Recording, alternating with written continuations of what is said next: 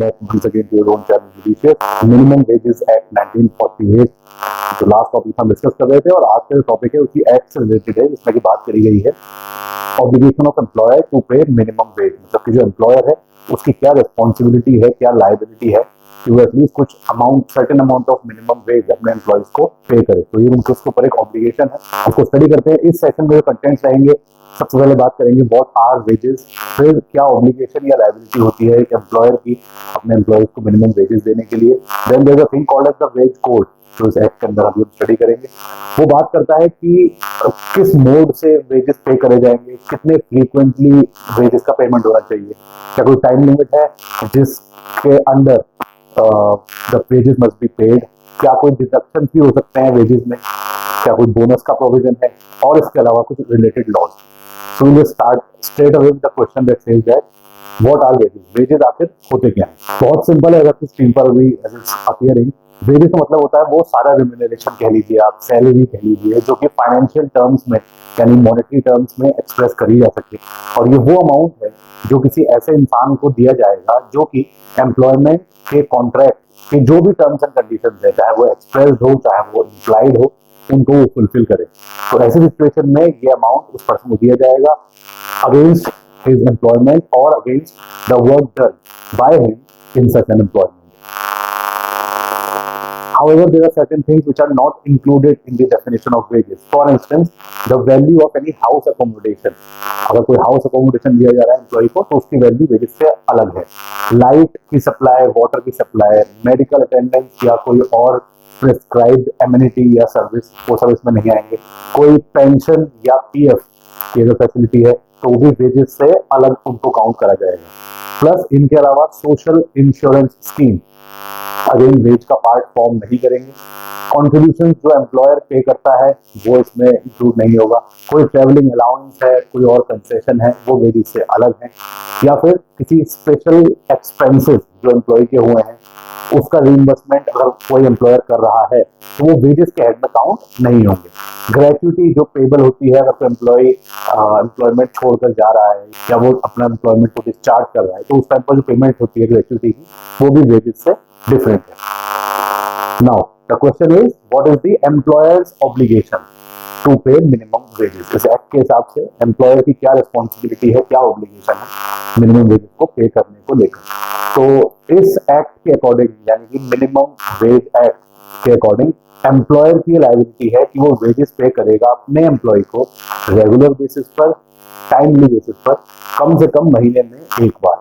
Veg period जो है वो एक महीने की ड्यूरेशन के ज्यादा लंबा और नहीं हो सकता। Either it can be shorter than 1 month but not longer than a period of 1 month as per this act. अब एक और बहुत इंपॉर्टेंट चीज यहाँ पर जो हमें समझनी है वो ये है, उसमें जो क्रक्स है वो है ये 1000 का नंबर जो सामने आ रहा है। क्यों, अभी देखते हैं। कोई भी ऐसी एस्टेब्लिशमेंट हो, फैक्ट्री हो, कंपनी है जहां पर कि वर्कर्स की का जो नंबर है वो 1000 से अगर लेस है, ऐसी सिचुएशन में जो उनको वेज पे करे जाएंगे वो वेज पीरियड के लास्ट डे के खत्म होने के 7th डे के अंदर वो पेमेंट हो जाएंगे। राइट, ये तो हो गया वहां पर जहां पर कि वर्कर्स का नंबर लेस देन 1000 है। सेकंड सिचुएशन और देख लेते हैं। कोई भी ऐसी कंपनी, फैक्ट्री, एस्टेब्लिशमेंट जहां पर वर्कर्स का नंबर 1000 से ज्यादा है, ऐसी सिचुएशन में वेजेस कब पे करे जाएंगे? ऐसी सिचुएशन में वेजेस पे करे जाएंगे उन वर्कर्स को वेज पीरियड खत्म होने के 10 दिन के अंदर अंदर। तो बहुत सिंपल है, अगर वर्कर्स का नंबर 1000 से कम है तो 7 डेज के अंदर पेमेंट होनी है उनकी वेजेस की, वेज पीरियड एक्सपायर होने के। और अगर उन वर्कर्स का नंबर 1000 से ज्यादा है तो वेज पीरियड की एक्सपायरी के 10 दिनों के अंदर अंदर उनका वेजेस जो है वो पेड कर दिए जाने चाहिए। बहुत सिंपल है। नेक्स्ट, इन केस अगर एम्प्लॉयमेंट किसी वर्कर का टर्मिनेट कर दिया जाता है एम्प्लॉयर के थ्रू या उसके बिहाफ पर, तो जो भी उस ऐसे एम्प्लॉय के आउटस्टैंडिंग वेजेस होंगे वो जिस दिन से उसका एम्प्लॉयमेंट टर्मिनेट हुआ है उस दिन के 2 दिन के अंदर अंदर all his wages must be paid. Right. Next, minimum wages generally जो पेबल होते हैं वो कैश में होते हैं, मगर अगर ऐसा कोई कस्टम है कि जहां पर वेजेस होलली भी पे कर सकते हैं और partly in kind. In kind मतलब कि गुड्स के फॉर्म में, कमोडिटी के फॉर्म में, सर्विसेज के फॉर्म में।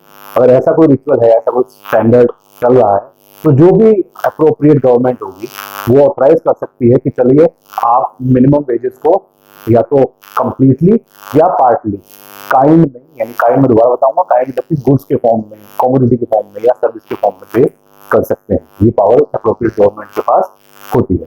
अब बात करते हैं द वेज कोड के बारे में। इस एक्ट के अंदर बहुत इंपॉर्टेंट चीज है।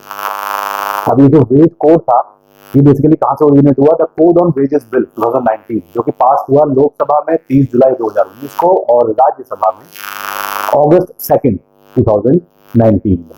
क्या बोलता है ये वेज कोड? ये जो वेज कोड है इसने ये चीज प्रपोज करी कि वेजेस पे करे जा सकते हैं या तो कॉइन या करेंसी नोट्स में, या फिर बैंक के चेक के फॉर्म में, या फिर डायरेक्टली वेजेस ट्रांसफर करे जाए to the bank account, credit कर दिए जाए वहां पर, और ऑल्सो थ्रू इलेक्ट्रॉनिक बोर्ड। तो ये वेज कोड ने ये चीज क्लियर करी। प्लस वेजेस पे करे जा सकते हैं एम्प्लॉयर के थ्रू, कब? या तो डेली बेसिस पर, मतलब हर दिन, रोज डेली शिफ्ट के एंड होने के बाद ये एम्प्लॉयर की रिस्पॉन्सिबिलिटी है कि वो डेली बेसिस पर एम्प्लॉय को वेजेस पे करे। तो ये तो हो गया डेली बेसिस। फिर होता है वीकली बेसिस। इसमें ये जो वेजेस होंगे वो जो भी उन्होंने डिसाइड कर रखा है कि हमारा वर्किंग डे का लास्ट वीक ये होगा, तो उस लास्ट वर्किंग डे के खत्म होने के बाद ये पेमेंट करी जाएगी। तो ये हो गया वीकली बेसिस। फिर होता है 2 वीक्स यानी कि फोर्टनाइटली बेसिस। यहाँ पर फोर्टनाइटली यानी कि 2 हफ्ते खत्म होने के बाद 2 दिन के अंदर अंदर, मतलब 14 दिन plus 2 days extra, fortnight end होने के बाद तब तक एम्प्लॉयर वेजेस पे कर सकता है। और फिर आता है हमारा मंथली बेसिस, जहां पर की जो पेमेंट होगी वो मंथ का पूरा ड्यूरेशन खत्म होने के 7 दिन के अंदर अंदर, वर्किंग मंथ खत्म होने के 7 दिन के अंदर अंदर पेमेंट करी जाएगी। जैसा हमने पहले देखा, अगर वर्कर्स का नंबर 1000 से कम है तो मंथली वेजेस के केस में 7 डेज के अंदर पेमेंट होगी, और अगर 1000 के ऊपर है तो मंथली वेजेस अगर पे करे जा रहे हैं तो 10 डेज के अंदर पेमेंट करना होगा। अब यहाँ पर इस वेज कोड में कुछ डिडक्शंस का भी प्रोविजन है। डिडक्शन मतलब कि वेजेस में कुछ कटिंग भी हो सकती है। किस बेस पर हो सकती है? कोई फाइन लगा दिया गया है अगर वर्कर के ऊपर, कोई डिडक्शन हुआ है अगर उस वर्कर की वजह से किसी गुड्स का या किसी मनी का लॉस हुआ है और ये प्रूव हो गया है कि वर्कर की नेग्लिजेंस की वजह से हुआ है, तो उसके वेजेस कर सकते हैं। अगर वो ड्यूटी पर नहीं आया, विदाउट इन्फॉर्मेशन नहीं आया, विदाउट परमिशन नहीं आया, तो उसके वेजेस कर सकते हैं।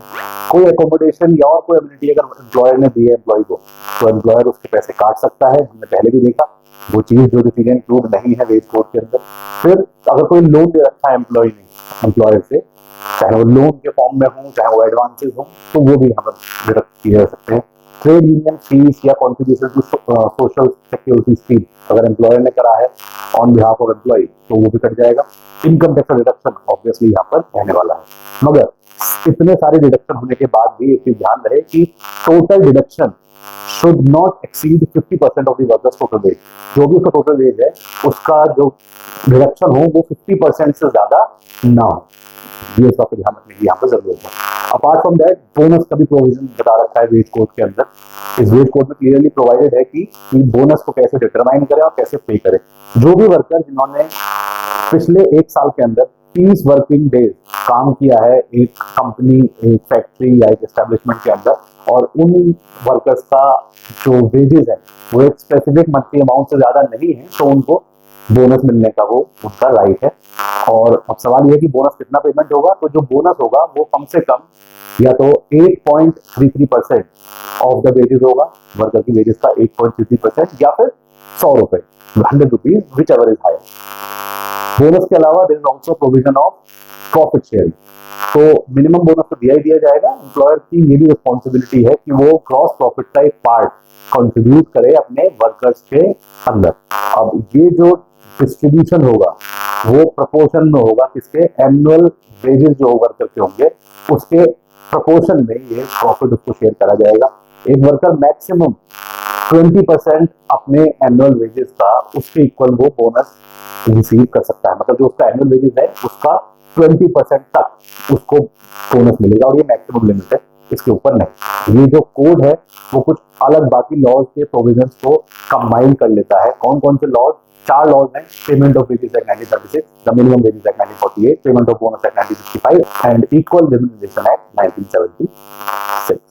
That was all regarding this topic on the minimum wages act. Stay tuned for more such videos. Till the time we meet next, I'm signing off. Bye-bye. Take care. Thank you so much.